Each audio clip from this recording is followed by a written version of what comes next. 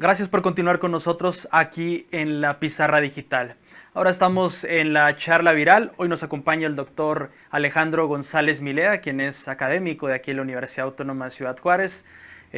Actualmente está en el programa de arquitectura y bueno, seguramente a través de diferentes espacios y medios universitarios se enteraron que en días pasados fue reconocido por un libro del cual vamos a platicar y bueno, que se le entregó este reconocimiento que se entrega en Estados Unidos, bueno, en la zona fronteriza, y nos da muchísimo gusto que nos pueda acompañar en este día. Doctor, muchas gracias por aceptar la invitación para conversar aquí en La Pizarra.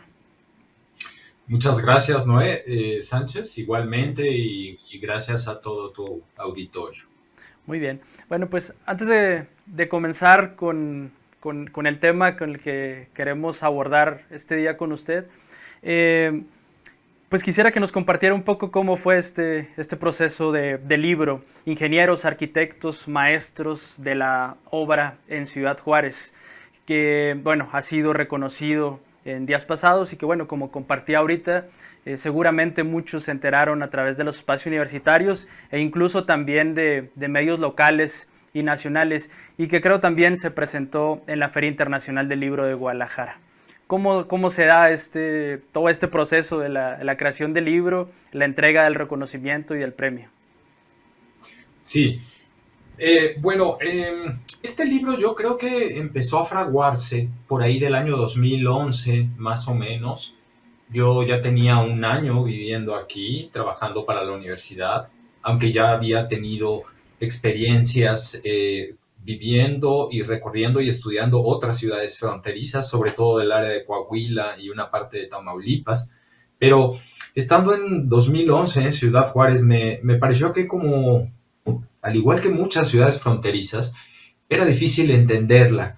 Así que sin proponerme un plan de trabajo demasiado rígido y más bien un plan de estudio flexible, me propuse entenderla para poder explicarla. Esto me llevó básicamente pues desde 2011 hasta hace unos 2 años atrás, ¿no? que concluí la redacción a través de visitas periódicas y constantes al archivo de la ciudad y a otros archivos que no están aquí, en la Ciudad de México, en la ciudad de Chihuahua, para ir juntando como información sobre muy diversos aspectos de estos constructores, ¿no?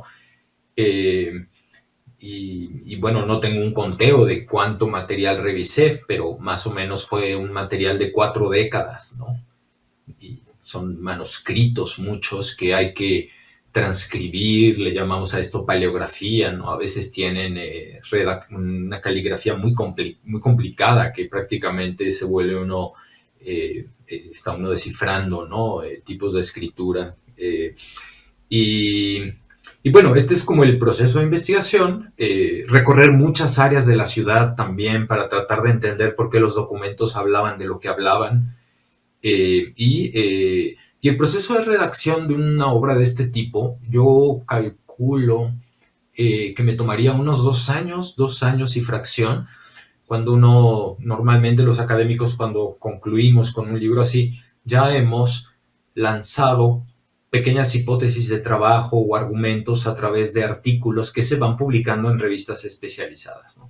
Entonces, antes de que se terminara de redactar este libro, yo calculo que habré publicado unos 3 o 4 artículos sobre temas diversos, ¿no? Incluso del siglo XVIII, por ejemplo, el Paso del Norte, ¿no? Aunque el libro no aborda esta parte con especificidad.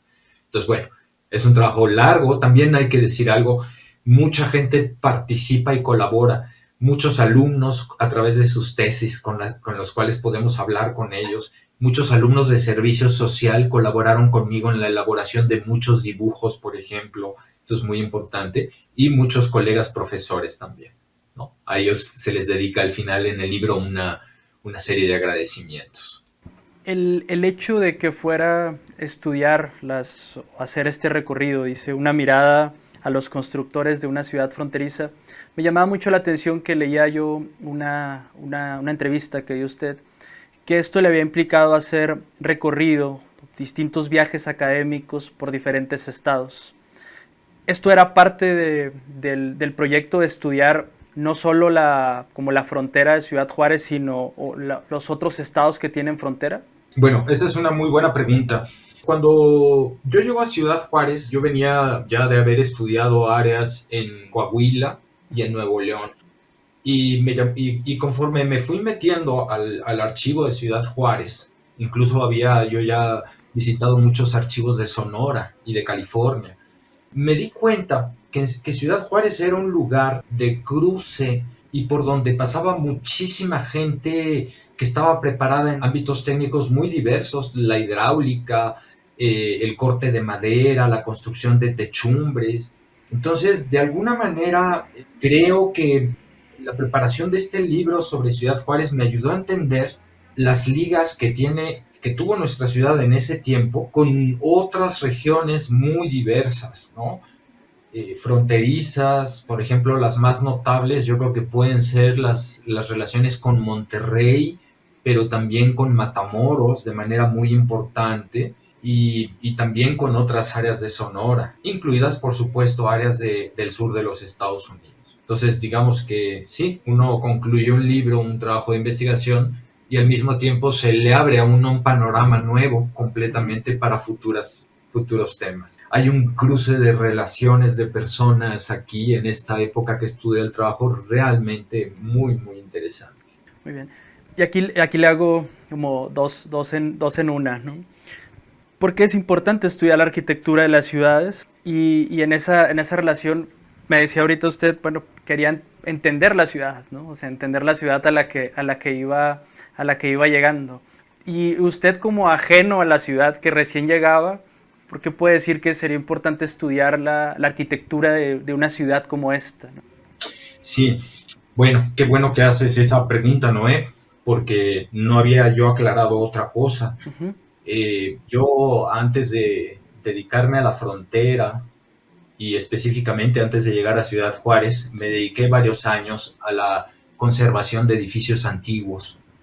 Tuve la oportunidad de trabajar para el Instituto Nacional de Antropología e Historia, de manera que esa tal vez es otra razón por la cual me pareció que era importante escribir un libro sobre cómo se construyó una ciudad como esta, porque ciertamente, a diferencia de otras ciudades del centro del país, pongamos por caso Chihuahua, pero también Durango, en Ciudad Juárez el número de edificios antiguos es bastante más reducido, ¿no?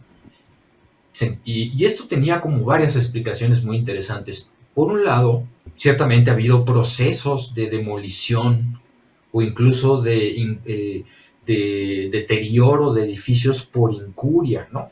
Por descuido, por desatención. Y esto va haciendo que el paisaje de una ciudad pierda como esos elementos identitarios que explican su historia, ¿no? Pero también por otra parte, es interesante darse cuenta que lo que conocemos hoy como la frontera México-Estados Unidos fue una región que no fue sujetada o colonizada de la misma manera que lo fue el resto del país. Esta razón es por la que no vemos ciudades con grandes conventos, por ejemplo, ¿no?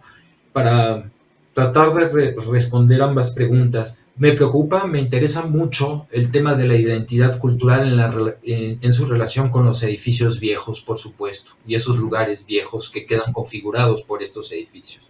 Creo que la conservación del patrimonio arquitectónico y urbano en una ciudad es fundamental para que los habitantes podamos reflexionar sobre todo en nuestra relación con el tiempo. Tener estos referentes en las ciudades es muy importante para saber qué tan rápido o despacio vamos hacia otros futuros, pero también es importantísimo para poder comparar si hemos logrado hacer las cosas mejor o tal vez no las hemos hecho tan bien, ¿no? Son puntos de referencia como muy, muy importantes, pero también normalmente los sitios donde hay edificios antiguos deberían permitirnos también desarrollar discusiones acerca de qué ciudades tenemos y qué ciudades querríamos tener, ¿no? Y esto, en el caso de Juárez, es muy interesante porque Juárez, como muchas ciudades fronterizas, no se desarrolla en torno a un centro. Y tú lo sabrás, Noé, que eres de aquí. Aquí el elemento más antiguo de esta ciudad, que explica cómo estaba ideada, organizada, esto que llamamos ciudad, son los grandes sistemas de acequia y caminos de campo que se dispersan por una gran extensión de suelo. El centro como tal puede ser representativo nada más de una etapa de la ciudad, pero no de toda la historia de la ciudad.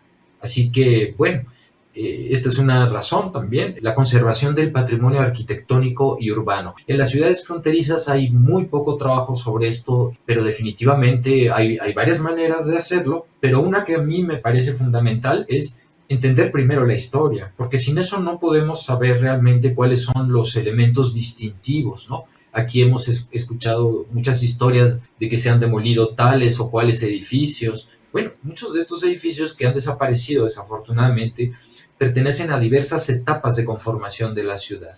De manera que, bueno, una manera como yo entro a esta discusión del patrimonio arquitectónico es la historia principalmente y más específicamente la historia de los técnicos, ¿no? Para entender las motivaciones y las intenciones que tenían estas personas que levantaron y organizaron esta y otras ciudades. Voy a regresarme un poquito a un punto y luego regreso al tema de qué inspiró a los técnicos porque me llama mucho la atención.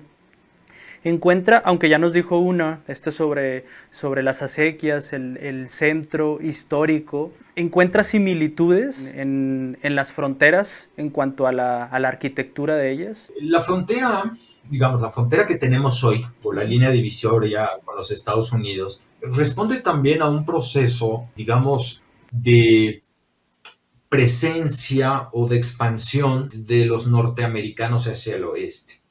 Es decir, yo diría que las primeras áreas urbanas más o menos configuradas empezaron a darse por el bajo río Bravo, y conforme fue avanzando la influencia hacia el oeste de los norteamericanos, vimos al final, ya a principios del siglo XX, que aparecieron estas urbes como Tijuana o Mexicali.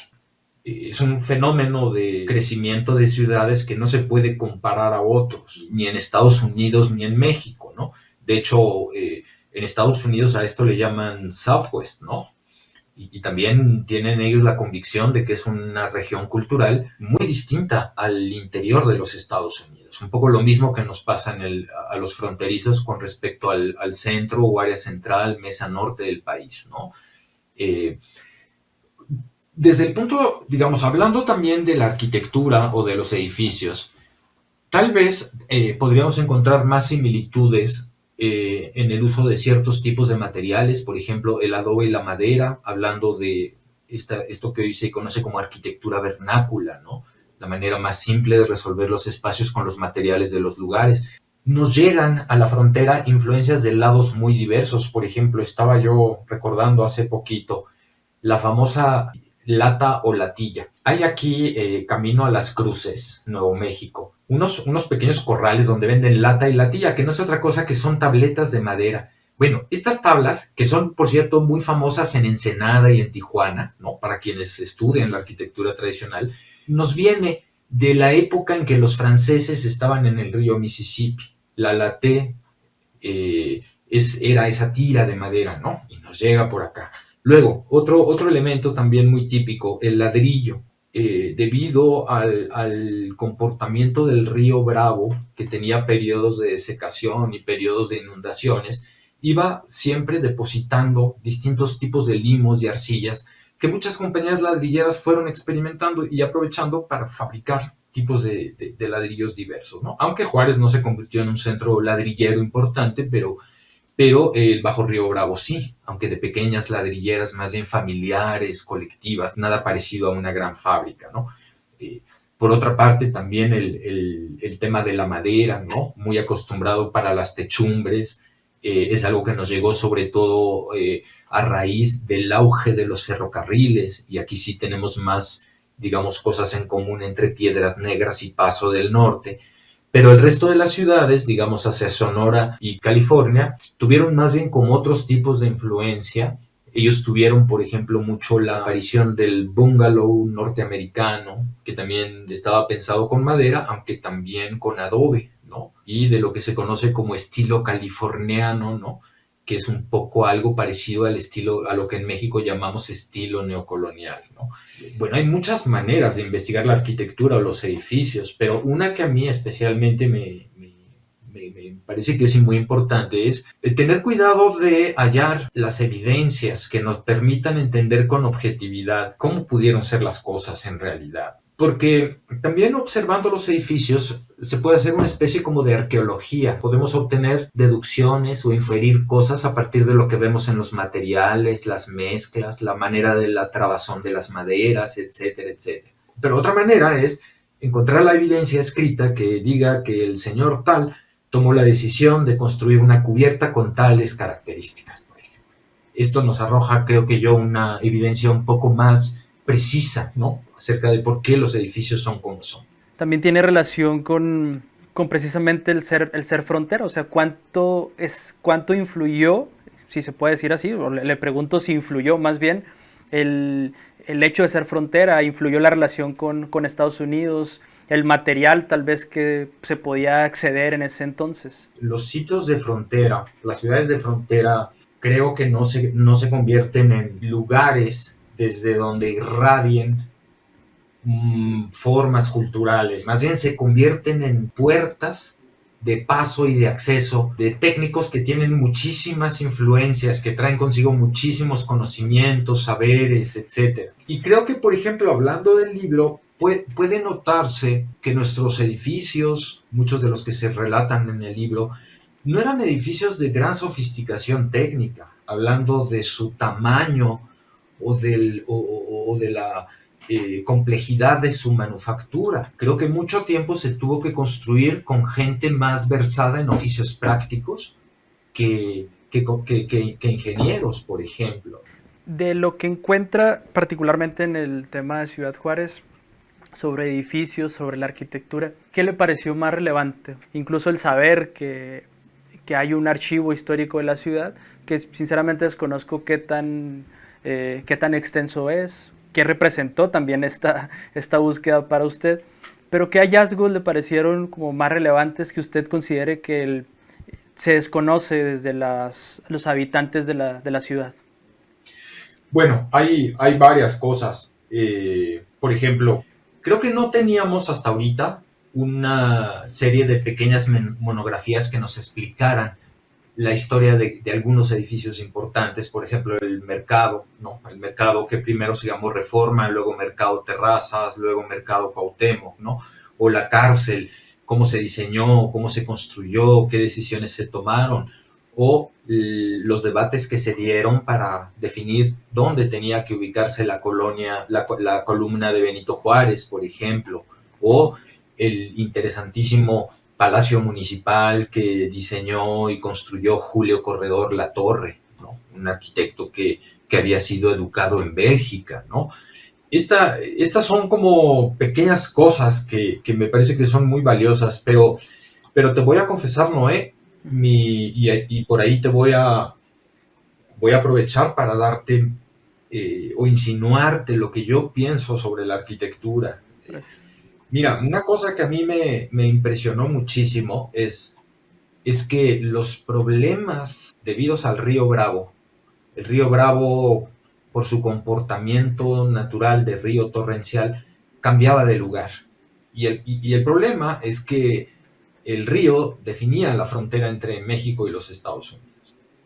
Entonces, esto implicó que llegaran muchos técnicos a medir, a observar el comportamiento del río, a tomar mediciones y a plantear decisiones técnicas para ver qué hacer con esto, para que el río no se moviera y mantuviera un curso fijo. Estas personas que llegaron, que fueron cerca de 10 personas, son las que se involucraron en gran parte de la construcción de la obra pública de la ciudad. Y esto a mí me da o me sugiere hacer un gran llamado de atención sobre algo muy importante. Acostumbramos a veces a asociar la arquitectura con las grandes obras maestras que nos roban el aliento, nos asombran. Pero mira, hay una cosa también que nos falta explicar de la arquitectura y es acercarla a la vida de lo común y corriente, porque ahí también hay arquitectura y mucha, ¿no? Lo que pasa es que mucho tiempo los libros han explicado estas grandes obras, grandes presupuestos, grandes eventos arquitectónicos y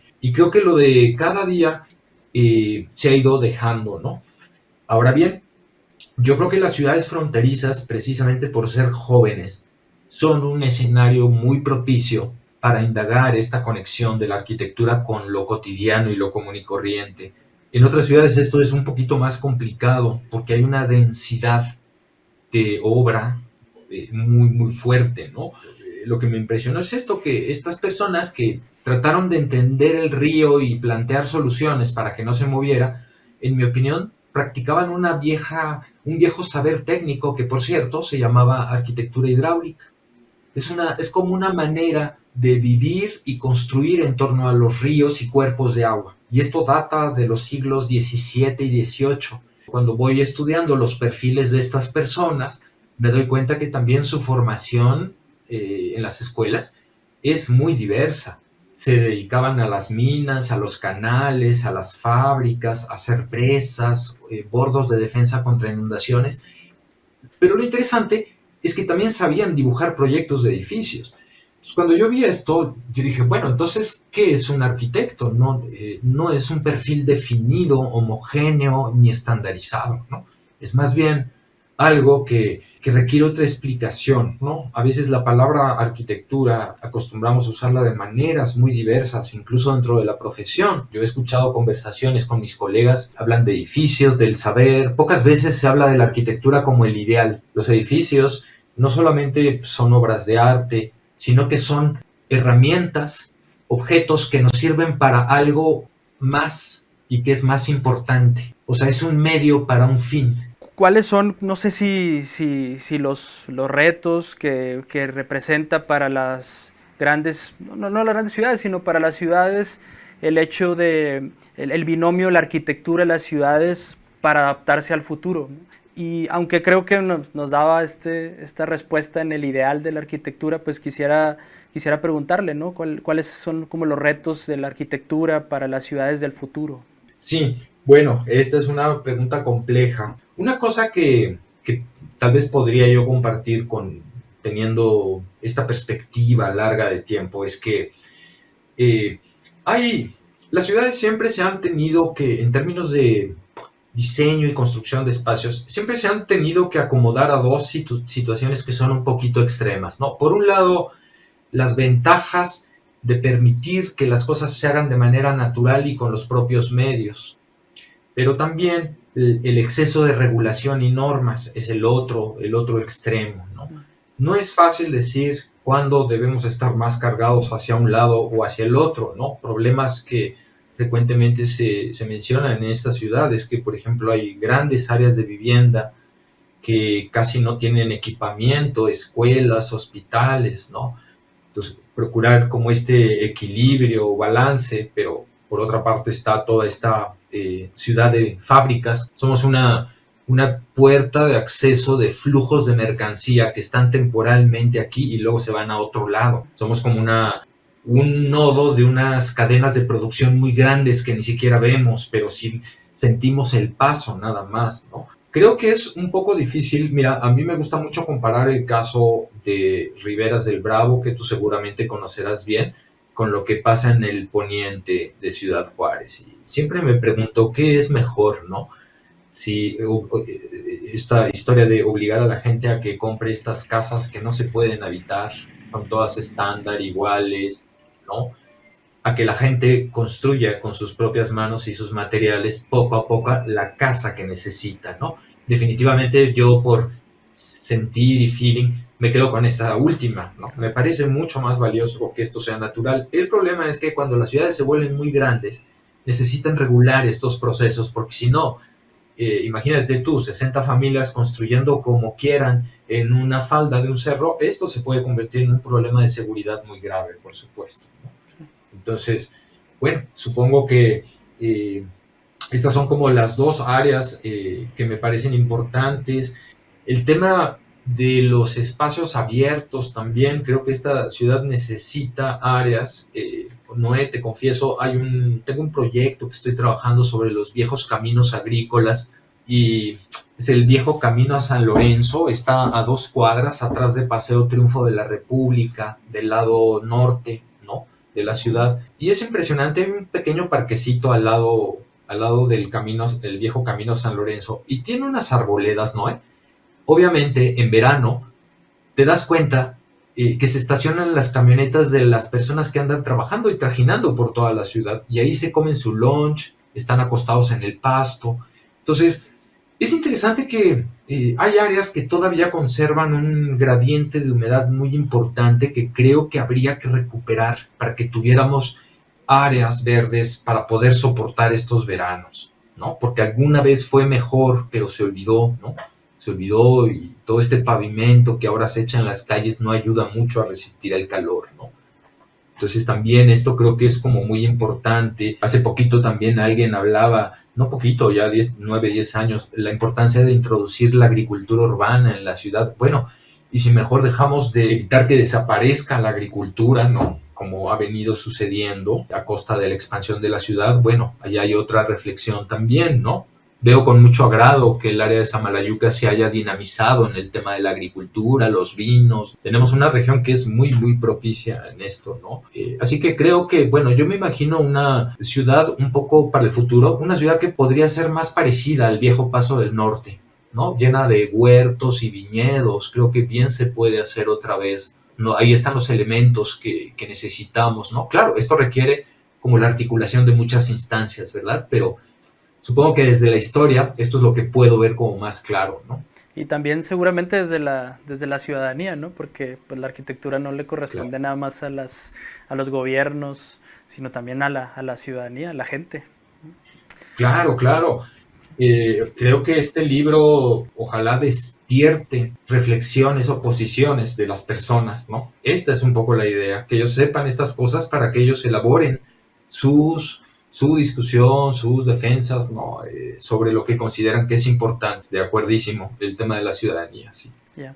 Doctor, ¿dónde encontrar el libro o cómo contactarlo usted? Yo creo que si alguien le interesa, pues puede acudir, comprarlo. ¿Dónde está disponible?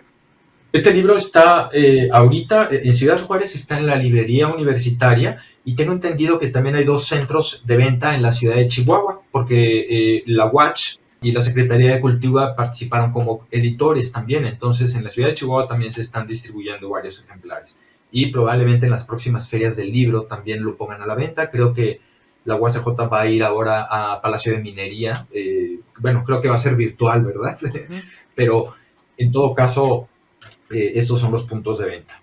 Muy bien. Doctor, pues muchísimas gracias por concedernos estos minutos. Muchas gracias, Noé, igualmente, y gracias al público. Muy bien. Bueno, nosotros todavía tenemos más. Invito a que se quede con nosotros. Estamos en la pizarra digital.